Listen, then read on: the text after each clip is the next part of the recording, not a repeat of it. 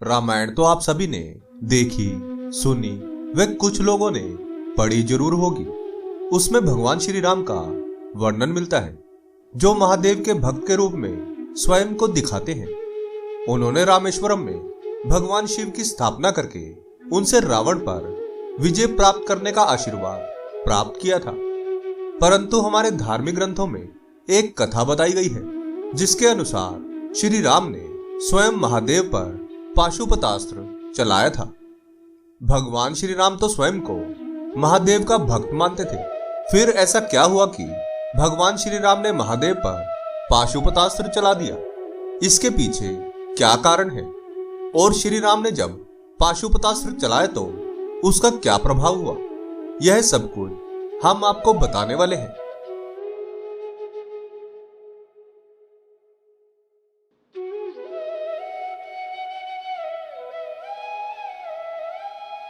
प्रणाम मित्रों, डिवोशनल अर्थ चैनल में आपका बहुत स्वागत है। रामायण में भगवान श्री राम और महादेव के मध्य भक्ति का अद्भुत दृश्य देखा गया है। जब श्री राम ने रामेश्वरम में महादेव के शिवलिंग की स्थापना करके उन्हें रामेश्वरम नाम दिया था, तब श्री राम ने इस नाम की व्याख्या करते हुए बताया था कि जो राम के ईश्वर है वही रामेश्वर है। इतनी गहरी आस्था होने के बावजूद भी एक समय श्री राम ने महादेव पर उनका ही पाशुपतास्त्र चला दिया था। आखिर श्री राम ने ऐसा क्यों किया था, सब कुछ बताएंगे आपको इस वीडियो में। यदि आपने अभी तक हमारे चैनल को सब्सक्राइब नहीं किया तो जल्दी से कर लें और वीडियो को लाइक करना ना भूलें। तो आइए शुरू करते हैं आज का यह वीडियो। बात उस समय की है जब श्री राम ने अयोध्या में अश्वमेध यज्ञ करवाया था। यज्ञ के पश्चात घोड़ा शत्रुघ्न के नेतृत्व में सभी राज्यों में जाने लगा। जिन जिन राज्यों में घोड़ा गया उन्होंने श्री राम को अपना राजा स्वीकार किया, और जिन राज्यों ने ऐसा करने से इनकार किया उनको अयोध्या की विशाल सेना से युद्ध करना पड़ा।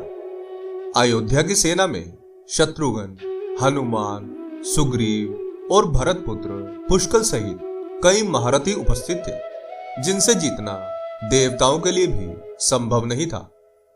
अनेकों राज्य में भ्रमण करने के पश्चात घोड़ा देवपुर राज्य में जा पहुंचा, जहां पर राजा वीरमणि का राज्य था।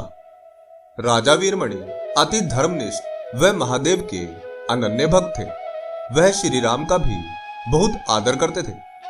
राजा वीरमणि के दो पुत्र थे, रुकमांगद और शुभंगद, जो बहुत बड़े पराक्रमी थे। उनके भाई वीर सिंह भी एक महान योद्धा थे। राजा वीरमणि ने तपस्या करके महादेव को प्रसन्न किया था और वरदान में अपनी व अपने राज्य की हमेशा रक्षा करने का वरदान मांगा था। महादेव के द्वारा सुरक्षित होने के कारण उनके राज्य पर कोई भी आक्रमण नहीं करता था।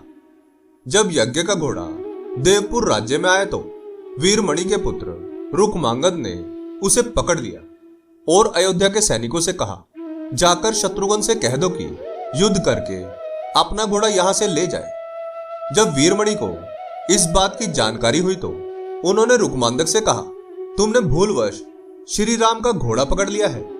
वह हमारे मित्र हैं, उनसे युद्ध करना उचित नहीं है। तब रुकमांगद ने कहा, मैंने तो उन्हें युद्ध की चुनौती दे दी है। अब यदि हम अश्व लौटाते हैं तो यह हमारे लिए बहुत लज्जा की बात होगी और वीर पुरुषों को यह शोभा नहीं देता। तब वीरमणि ने अपनी सेना को युद्ध के लिए तैयार होने का आदेश दिया। वीरमणि अपने पुत्र व भाई वीर सिंह के साथ युद्ध भूमि में पहुंच गया।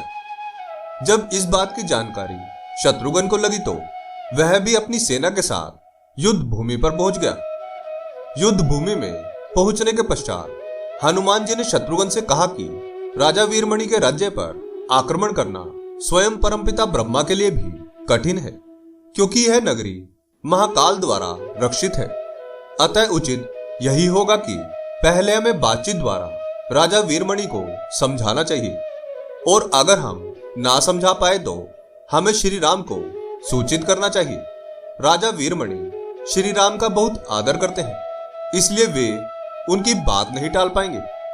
हनुमान जी की बात सुनकर शत्रुघ्न बोले, यदि हमारे रहते श्री राम को युद्ध भूमि में आना पड़े तो यह बहुत लज्जा की बात होगी। यह कहकर उन्होंने युद्ध का ऐलान कर दिया। भयंकर युद्ध शुरू हो गया। भरतपुत्र पुष्कल सीधा जाकर राजा वीरमणि से भिड़ गए। हनुमान जी राजा वीरमणि के भाई महापराक्रमी वीर सिंह से युद्ध करने लगे। रुकमांगद और शुभांगद ने शत्रुघ्न पर धावा बोल दिया। पुष्कल ने वीरमणि पर दिव्यास्त्र का प्रयोग किया, जिससे वह मूर्छित होकर रथ पर गिर गए। वहीं दूसरी तरफ हनुमान ने वीर सिंह को मूर्छित कर दिया। शत्रुघ्न और वीरमणि के पुत्रों के मध्य घमासान युद्ध चलता रहा। अंत में शत्रुघ्न ने दोनों भाइयों को नागपाश में बांध दिया। जब वीरमणि को चेतना आई तो उसने देखा कि उसकी सेना पराजित हो रही है। तब वीरमणि ने भगवान शिव से सहायता करने को कहा। भगवान शिव ने वीरभद्र के नेतृत्व में नंदी, भृंगी सहित सारे गणों को युद्ध क्षेत्र में भेज दिया। महादेव के सभी अनुचर अयोध्या की सेना से युद्ध करने लगे। पुष्कल वीरभद्र से, हनुमान नंदी से और शत्रुघ्न भृंगी से जा भिड़े। पुष्कल ने कई दिव्यास्त्र का प्रयोग वीरभद्र पर किया, परंतु वीरभद्र ने सबको नष्ट कर दिया और अंत में क्रोध में आकर पुष्कल का भी अंत कर दिया। भृंगी ने महादेव के दिए पाश में शत्रुघ्न को बांध दिया। हनुमान जी और नंदी के मध्य बहुत समय तक युद्ध चला, परंतु नंदी उन्हें पराजित नहीं कर पाए। जिसके पश्चात उन्होंने हनुमान पर शिवास्त्र का प्रयोग किया, जिससे हनुमान पराभूत हुए। जब श्री राम को यह जानकारी मिली कि उनकी सेना युद्ध में पराजित हुई है, तो वह स्वयं लक्ष्मण और भरत के साथ युद्ध भूमि पर पहुंचे। तो अयोध्या की सेना में उत्साह जाग गया। श्री राम ने सबसे पहले शत्रुघ्न व हनुमान को मुक्त कराया। जब श्री राम, लक्ष्मण और भरत ने देखा कि पुष्कल की मृत्यु हो चुकी है, तो उन्हें बहुत दुख हुआ और श्री राम ने क्रोध में वीरभद्र से कहा, जिस तरह तुमने पुष्कल का वध किया है, उसी प्रकार तुम अपना अंत निकट समझो। ऐसा कहकर श्री राम ने उन पर अस्त्रों का प्रहार शुरू किया, परंतु साधारण अस्त्रों का उन पर कोई प्रभाव नहीं पड़ा। तब श्री राम ने उन सभी पर महर्षि विश्वामित्र द्वारा दिए दिव्यास्त्र का प्रयोग किया, जिससे महादेव की सारी सेना पराजित होने लगी। तभी सारे गणों ने महादेव का आह्वान किया। तत्पश्चात महादेव स्वयं युद्ध भूमि पर पहुंचे। महादेव और श्री राम के मध्य युद्ध होता देखकर सभी देवता ब्रह्मा जी के साथ आकाश पर उपस्थित हो गए। महादेव ने जैसे ही युद्ध भूमि पर प्रवेश किया, श्री राम की सेना उनके तेज से मूर्छित हो गई। श्री राम ने महादेव को युद्ध भूमि में आया देखकर अपने शस्त्रों का त्याग कर दिया और महादेव को प्रणाम करके बोले, हे महादेव, आपके ही आशीर्वाद से हमने रावण जैसे अत्याचारी का अंत किया और आपकी कृपा से हमने अश्वमेध यज्ञ संपन्न किया। इसलिए आप हम पर कृपा करें और इस युद्ध का अंत करें। तब महादेव बोले, मैं जानता हूं कि आप स्वयं विष्णु का अवतार हैं, इसलिए मैं भी आपसे युद्ध नहीं करना चाहता, परंतु मैंने अपने भक्त को रक्षा का वरदान दिया है। इस कारण मैं युद्ध से पीछे नहीं हट सकता, अतः आप भी युद्ध करें। श्री राम ने महादेव के साथ युद्ध शुरू किया। उन्होंने अपने सारे दिव्यास्त्रों का प्रयोग महादेव पर किया, परंतु महादेव संतुष्ट नहीं हुए।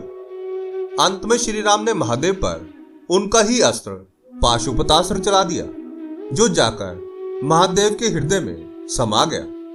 भगवान शिव इससे बहुत प्रसन्न हुए और भगवान श्री राम से वरदान मांगने को कहा। तब श्री राम ने इस युद्ध में वीरगति को प्राप्त हुए पुष्कल सहित सभी योद्धाओं को पुनः जीवित करने का वरदान मांगा। भगवान शिव ने सभी को जीवन दान दिया। इसके बाद उनकी आज्ञा से राजा वीरमणि ने यज्ञ का घोड़ा श्री राम को लौटा दिया और अपना राज्य रुकमांगद को सौंपकर वे भी शत्रुघ्न के साथ आगे चल दिए। आपके इसके बारे में क्या विचार है, हमें कमेंट में जरूर बताएं। आशा करते हैं कि हमारी प्रस्तुति आपको काफी पसंद आई होगी। आपसे अनुरोध है कि आप इस वीडियो को ज्यादा से ज्यादा लोगों तक पहुंचाने के लिए लाइक, शेयर और सब्सक्राइब करें। धन्यवाद।